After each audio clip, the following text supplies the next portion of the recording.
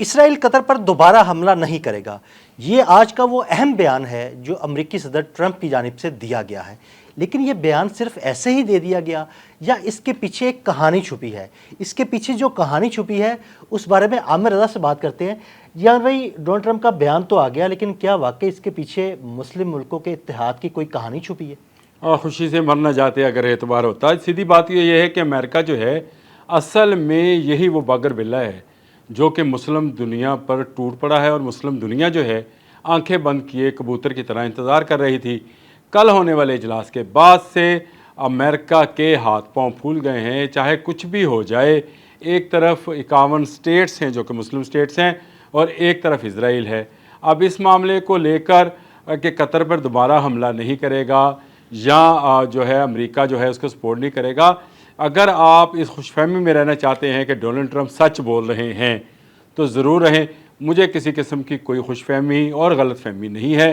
مجھے پتہ ہے کہ اسرائیل امریکہ کا ہی ناجائز بچہ ہے، جس کو پرورش کرنے کے لیے امریکہ نے اپنی ساری دولت، اپنا سارا سرمایہ، اپنی ساری قوت صرف کی ہوئی ہے، اور اس نے مڈل ایسٹ کے اندر اس کو پروان چڑھا کر ایک بدماش کی طرح پالا ہوا ہے۔ اور یہی کچھ قطر کے ساتھ کیا۔ اپنا 10,000 فوجی قطر کے خرچے پر قطر میں رکھا ہوا ہے، اپنے تمام ریڈارز قطر میں رکھے ہوئے ہیں، اپنے جہاز قطر میں رکھے ہوئے ہیں۔ لیکن جب اسرائیل کے جہاز آئے، میزائل پھینک کر گئے دوحہ میں، تو ایک ریڈار نے بھی کام نہیں کیا، ایک میزائل نہیں چلا، ایک انٹرسیپٹر جو ہے وہ ایکٹیو نہیں ہوا۔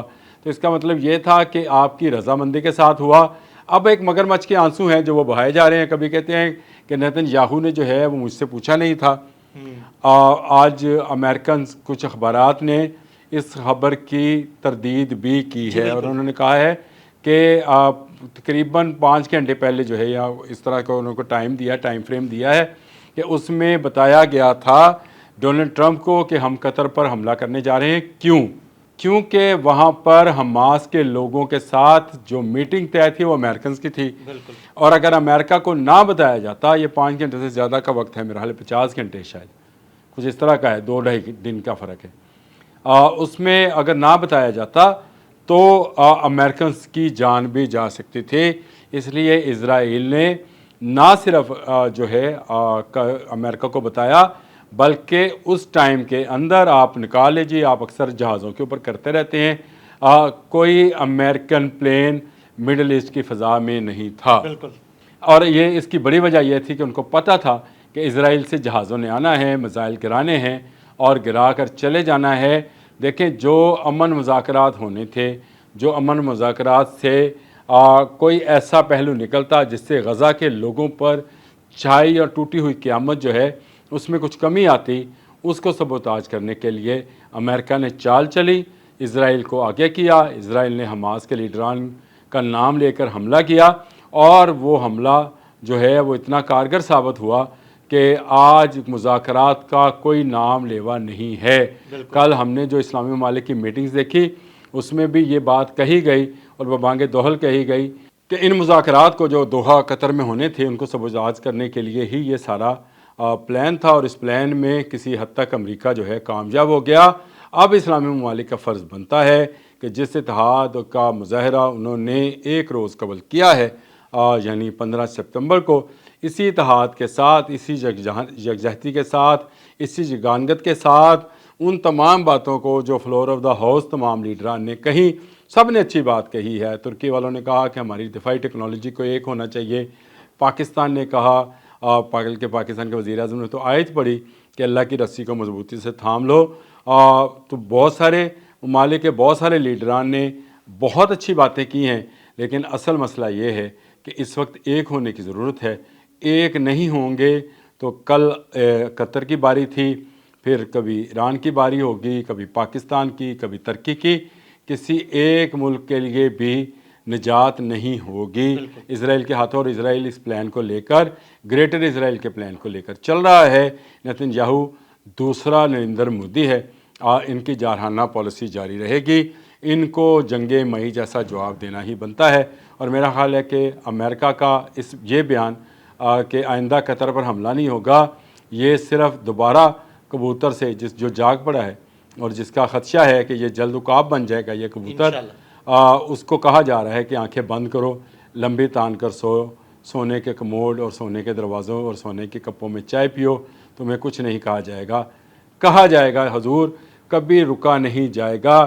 نتنیاہو کے ارادے، نتنیاہو کے بیانات اس بات کی کھلی عکاسی ہے کہ امریکہ ایک طرف سٹک کا استعمال کرتا ہے اور دوسری طرف وہ کیرٹ کا استعمال کرتا ہے، کبھی گاجر دکھاتا ہے، کبھی چھڑی مارتا ہے۔ تو یہ امریکہ کے بیان پر نہ مسلم دنیا کو اعتماد کرنا چاہیے، کم از کم مجھے تو اعتماد نہیں۔ بالکل ایسے ہی ہے۔ اچھا عامر بھائی، جو میٹنگ ہوئی کل کی اور اس کے بعد آپ کو لگتا ہے کہ مسلم دنیا کا جو اتحاد بننے جا رہا ہے، جو بظاہر نظر آ رہا ہے، یہ مستقبل میں بڑا اہم ثابت ہوگا؟ دیکھیں، دنیا جو ہے پہلے سرحدوں میں بٹی تھی، اب دنیا جو ہے وہ ایک گلوبل ولیج کی شکل میں گئی، اور اس میں آپ کے اتحاد ہونا آپ کے ساتھ دوسرے ملکوں کا شامل ہونا بہت ضروری ہے۔ دیکھیں، اگر ہم نے جنگ مئی جیتی ہے تو ہمارے ساتھ چین کھڑا تھا، اسی طرح اسرائیل جو ہے وہ قطر پر حملہ کرتا ہے تو اس کے ساتھ امریکہ کھڑا ہے، پھر اگر کوئی اور ملک کام کرتا ہے تو اس کے لیے ایک نیٹو بنی ہے، کوئی G20 بن گئی ہے، کوئی شنگھائی تعاون تنظیم بن گئی ہے۔ تو یہ مختلف تنظیمیں کام کر رہی ہیں، بٹے ہوئے ہیں اب بھی لوگ۔ مسلم دنیا جو ہے اس کو ایک ہونا چاہیے۔ صحیح کہا طیب اردوان نے کہ ایک نیٹو کی طرز پر جو ہے ایک الائنس بننا چاہیے، اور میں پچھلے 5-6 دن سے اس پر میرے 3 سے 4 ولاگ کر چکا ہوں، اور میں نے آپ کے ساتھ بھی ایک ولاگ کیا تھا، ایک پر حملہ سب پر حملہ۔ یہ نیٹو کا سلوگن ہے جی، اسی سلوگن کو لے کر مسلمان ملکوں کے ایک ہونا چاہیے۔ تمام تفرقے بازی، تمام فرقہ بندی، تمام مذہبی، معاشرتی، سرحدی اختلافات جو ہیں ان کو ختم کر دینا چاہیے، اور ختم کر ایک جان ہو کر ایک بن کر سوچنا چاہیے۔ جو علامہ اقبال صاحب فرما گئے، نیل کے ساحل سے لے کے تابہ کے کاشغر میں کب پورا کر دوں، وہ فرما گئے، ہمیں بھی اس پر عمل درآمد کرنا۔ بالکل، بہت شکریہ عامر بھائی جی۔ بالکل، عامر بھائی نے بڑی تفصیل کے ساتھ مسلم دنیا کے اتحاد پر روشنی ڈالی۔ عدیل احمد اور عامر رضا کو اجازت دیجیے گا، اللہ حافظ۔ اچھا عامر بھائی، جو میٹنگ ہوئی کل کی اور اس کے بعد آپ کو لگتا ہے کہ مسلم دنیا کا جو اتحاد بننے جا رہا ہے، جو بظاہر نظر آ رہا ہے، یہ مستقبل میں بڑا اہم ثابت ہوگا؟ اور یہ اس کی بڑی وجہ یہ تھی کہ ان کو پتہ تھا کہ اسرائیل سے جہازوں نے آنا ہے، میزائل گرانے ہیں اور گرا کر چلے جانا ہے۔ دیکھیں، جو امن مذاکرات ہونے تھے، جو امن مذاکرات سے کوئی ایسا پہلو نکلتا جس سے غزہ کے لوگوں پر چھائی اور ٹوٹی ہوئی قیامت جو ہے اس میں کچھ کمی آتی، اس کو سبوتاج کرنے کے لیے امریکہ نے چال چلی، اسرائیل کو آگے کیا۔ اسرائیل نے حماس کے لیڈران کا نام لے کر حملہ کیا، اور وہ حملہ جو ہے وہ اتنا کارگر ثابت ہوا کہ آج مذاکرات کا کوئی نام لیوا نہیں ہے۔